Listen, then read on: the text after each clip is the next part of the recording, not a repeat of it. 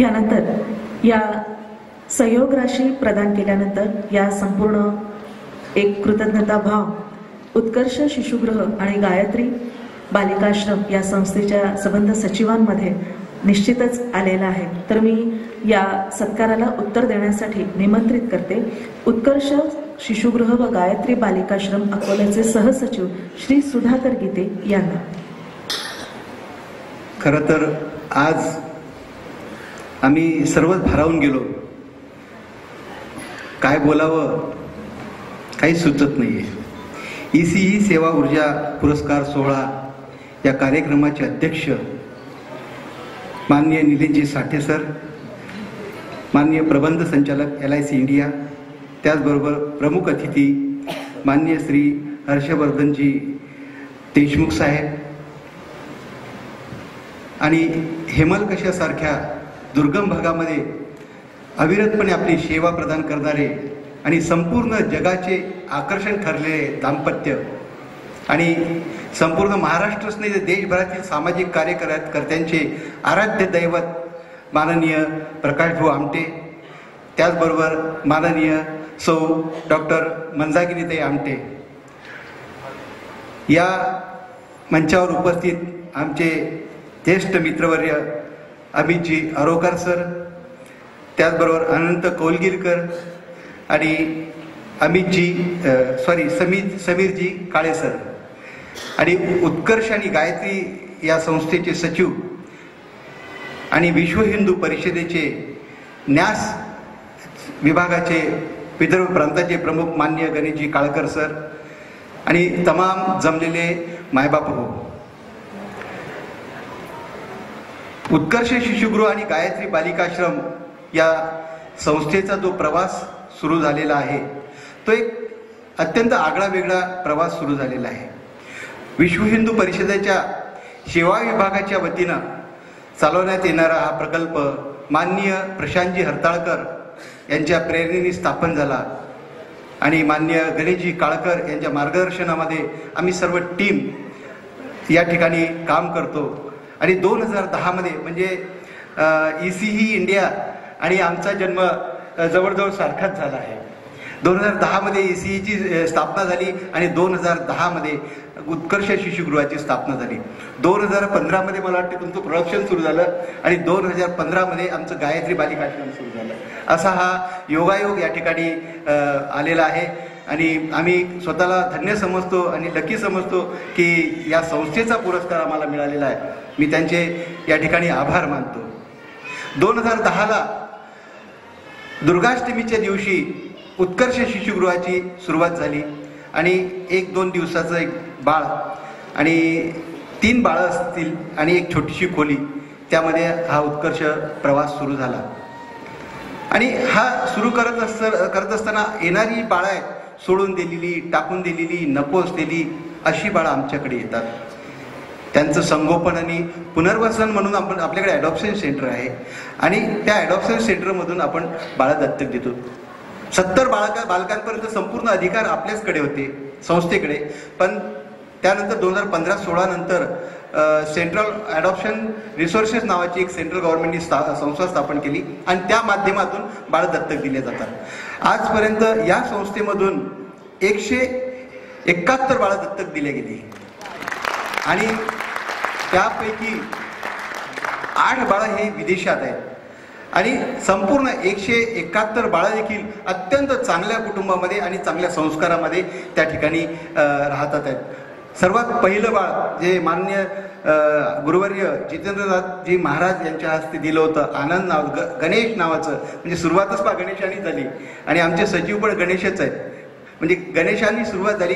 आज ते बाळ 10व्या वर्गामध्ये आहे आणि 14 वर्षाचं ते बाळ आहे। एक तप झालं आणि त्या बाळाची त्यांच्या वडिलांची आईची आणि वडिलांची इच्छा आहे की त्याला सायंटिस्ट बनवायचं, शास्त्रज्ञ बनवायचं आणि त्या मार्गानं त्याचा प्रवास सुरू आहे।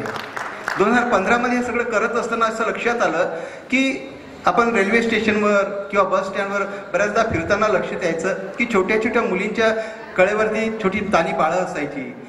15 वर्षाच्या 18 वर्षाच्या आतमधल्या मुली ह्या प्रेग्नंट दिसायच्या, मन असं हलवून जायचं आम्ही हा प्रस्ताव मान्य मंगेश यांच्याकडे प्रशांतजींकडे मांडला आणि त्यांनी म्हटलं की आपण करूया, आपण सगळेजण मिळून हा प्रोजेक्ट सुरू करूया, मुलींसाठी काम करूया. अनेक लोकांनी म्हटलं की हा अत्यंत संवेदनशील प्रोजेक्ट आहे आणि मुलींचा आहे, विषयाच्या पुढ्या तुम्हाला सांभाळायच्या आहेत, पण आपण नाही केलं तर कोण करेल, कोणीतरी पुढे यायला पाहिजे ना. आणि ठरवलं आणि सगळ्या टीमने ठरवलं की आपण या क्षेत्रामध्ये काम करायचं. म्हणून 2015 मध्ये गायत्री बालिकाश्रमाची सुरुवात झाली. आमच्याकडे येणारा जो वर्ग आहे वसतिगृहासारखा वर्ग नाही आहे. येणारी जी मुलगी आहे वसतिगृहासारखी राहायला आणि शिकायला ती येत नसते. ज्या मुलीच्या आयुष्यामध्ये काहीतरी दुर्घटना घडली, कुठेतरी तिच्यावर बलात्कार झालेला आहे, कुठून कधी घरून निघून गेलेली आहे, मिसिंग चाइल्ड आहे, आई वडिलांनी सोडून दिलेला आहे, रस्त्यावर राहते आहे, कुठेतरी आपला उदरनिर्वाह कसा तरी करते, अशा मुली बालकल्याण समितीच्या माध्यमातून आपल्याकडे येतात. मग आल्यानंतर त्यांच्यावर संस्कार करणे आणि संस्कार करून समाजाच्या आणि शिक्षणाच्या मूळ प्रवाहात आणण्याचा हा त्या ठिकाणी आम्ही प्रयत्न करतो. आमच्याकडे कुठल्याही प्रकारचा कमर्शियल काउन्सिलर नाही आहे. अगदी हार्ट टू हार्ट की बेटा तुझ्या आयुष्यात जे घडलं ते घडू देत, असं समाज जे घडलं एक स्वप्न होतं, आता तू जागी झाली आहे आणि इथून तुझ्या आयुष्याची खऱ्या अर्थानं तू सुरुवात कर. आणि तशी सुरुवात त्या मुलीकडून केली जाते. आणि आजपर्यंतचा असा एकही असा अनुभव नाही की ज्या मुली आपल्याकडे आल्या आणि पुन्हा वाईट मार्गाने गेल्या, असं एकही उदाहरण आपल्याकडे नाही आहे. सुरुवातीला काही मुलींना रस्त्यावर भीक मागणाऱ्या मुली असतील किंवा काहीतरी वेश्या व्यवसायातल्या मुली असतील, त्या मुलींना इथं कम्फर्ट वाटत नाही, त्या इथून पळून जाण्याचा देखील प्रयत्न करतात. पळून गेल्यानंतर ज्या मुली आपल्याकडे आल्या त्या मुलींची आम्ही लग्न केली आणि आत्ता त्या अत्यंत चांगला संसार थाटतात आहेत. 2 मुलींचं तुम्हाला मी आवर्जून या ठिकाणी उदाहरण देईल की दोन ज्या मुली आपल्याकडे होत्या त्यापैकी 15व्या वर्षी त्या मुली प्रेग्नंट होत्या भाऊ. 16व्या वर्षी त्यांना बाळं झाली, त्यांची डिलिव्हरी देखील आपणच केली. डिलिव्हरी झाली, बाळं झाली, बाळं आपण उत्कर्ष शिशुगृहामध्ये ठेवली आणि मुलींना आपल्या गायत्री बालिका आश्रमामध्ये ठेवलं. आणि मग त्यांना त्याच दिवसापासून काउन्सिलिंग करणं सुरू, मार्गदर्शन करणं सुरू की बघा आता तुमच्या आयुष्यामध्ये हे बाळ आलं म्हणजे तुम्ही अडकल्या, इथं तुमचं आयुष्य थांबलेलं आहे, तर आपण या बाळांना दत्तक देऊ आणि तुमचं पुनर्वसन करू. असं करून त्या दोन्ही बाळांना आम्ही दत्तक दिलं. त्यापैकी एक बाळ दुबईला आहे आणि दुसरं बाळ काहीतरी नागपूरला की पुढे मुंबईला आहे. आणि त्या दोन्ही मुलींचे अत्यंत थाटामध्ये लग्न केलेली आहे. एक मुलगी आळंदीला संत ज्ञानेश्वर माऊलींच्या चरणी आहे, त्या ठिकाणी आत्ताच तिला बाळ झालेलं आहे. आणि एक मुलगी इथे तुमच्या मोर्शीला आहे एक मुलगी. अशा ह्या 2 मुलींची अत्यंत चांगल्या थाटापाट लग्न केलं. या ठिकाणी 10 मुलींची आपण लग्न केलेली आहे आणि त्या 10च्या 10ही मुली अत्यंत चांगल्या कुटुंबामध्ये त्या ठिकाणी आहेत. आजपर्यंत उत्कर्ष गायत्री बालिका आश्रमामध्ये 611 मुली या ठिकाणी आल्या आणि त्यापैकी 559 मुलींचं पुनर्वसन केलं जातं. त्यांना बंधनमुक्त करून त्यांना परिवारात स्थापित करण्यात आलं. संस्थेमधून 10 मुलींची लग्न झाली. संस्थेची उपस्थिती सध्याची स्थिती 65 मुली आपल्याकडे आहेत आणि उत्कर्ष शिशुगृहामध्ये 18 तानी बाळं म्हणजे 0 ते 6 वर्षाची तानी बाळं त्या ठिकाणी आहेत. हे सगळं करत असताना या दोन्ही प्रोजेक्टला गव्हर्नमेंटचं कुठल्याही प्रकारचं अनुदान नाही आहे. हे सगळे प्रकल्प जे चालतात हे संपूर्ण लोकवर्गणीवर चालतात. तुमच्या आमच्यासारख्या सगळ्या दानदात्याच्या भरोश्यावरती हे दोन्ही प्रोजेक्ट चालतात आहेत.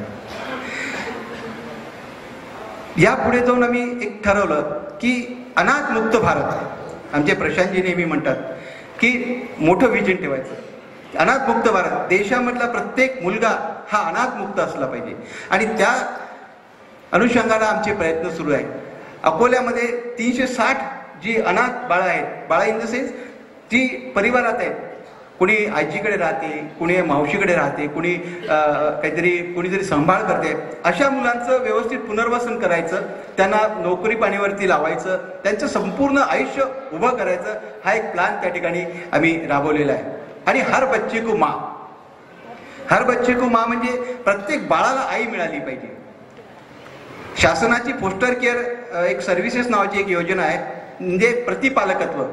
एखादं बाळ असेल आणि एखादी मुलगी असेल तर त्या पालकांनी तिला घरी घेऊन जायचं. 1 महिना, 2 महिने, 3 महिने, 6 महिने असं त्याच्याकडे ठेवायचं नियमानुसार. 1 वर्ष जरी ठेवलं असं करत करत 18 वर्षापर्यंत ते बाळ त्यांनी सांभाळायचं आणि 18 वर्षानं आपोआप ती मुलगी किंवा ती मुलगा त्या पालकांना दत्तक दिल्या जातं. अशा प्रकारची ही योजना या ठिकाणी राबवलेली आहे. आम्हाला हा पुरस्कार देऊन खऱ्या अर्थानं खूप मी म्हटलं पहिल्यांदाच आम्ही भारावून गेलो. या पुरस्काराचं महत्त्व हे आहे की हा पुरस्कार माननीय प्रकाश भाऊंच्या हस्ते मिळालेला आहे. त्यामुळे या पुरस्काराचं आणखीनच महत्त्व आहे. ECE कंपनीनी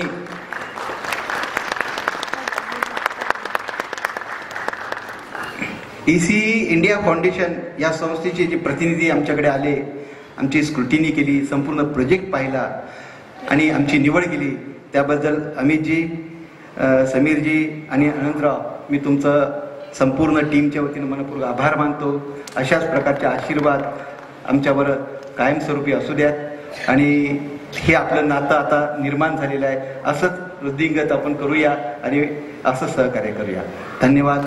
या ठिकाणी आम्हाला बोलवलं, आमचा सन्मान केला, त्याबद्दल पुनश्च संपूर्ण टीमचे, ECE इंडिया टीमचे आणि जमलेल्या सर्व मायबापांचे मी आभार मानतो. धन्यवाद.